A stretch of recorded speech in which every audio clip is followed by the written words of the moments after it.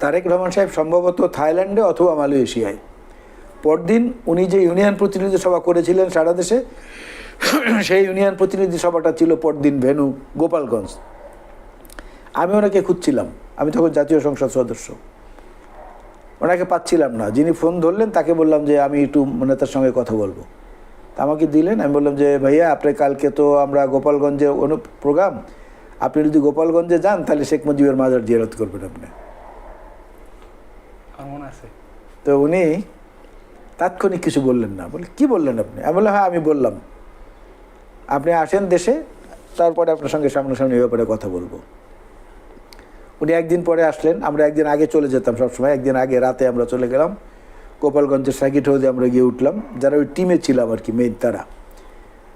উনি আসলেন, পরদিন সকালে গেলেন, পরদিন সকালে প্রাথমিক অনুষ্ঠান সেরে যখন আবার সার্কিট হাউসে খেতে বসেছি, তখন আমাকে কাছে ডাক দিলেন। ওনার বাঁ পাশে আমানুল্লাহ সাহেব বসা ছিলেন। আমাকে কাছে ডাক দিয়ে বললেন, আম্মা কি বলেছে জানেন? আমি বললাম যে না লিডার, কি বলেছে? তা আম্মা বলেছে যে প্রস্তাব তোমাকে কে দিল? নিশ্চয়ই আলাল দিছে। আমি বললাম তাতে কি হলো ভাইয়া? বলে তা আপনাকে আমার চেয়ে আমার মা অনেক ভালো চেনে, আমি জিনিসটা বলেছি তাকে, সে সাথে সাথে নাম বলে দিল যে নিশ্চয়ই আলাল বলছে এটা তোমাকে, হ্যাঁ যাও যাও এটা করো, ভালো হবে। আর তারপরে কিন্তু তারেক রহমান সাহেবকে নিয়ে আমরা গিয়ে শেখ মুজিবের মাজার জিয়ারত করলাম, ওইখানে দোয়া মোনাজাত করলাম। আর এরা তো জিয়াউর রহমানের মাজারের ব্রিজ তুলে নিয়ে যায়, জিয়াউর রহমানের কে রাজাকার বলে, জিয়াউর রহমানের কবর উঠিয়ে নিয়ে যাবে বলে।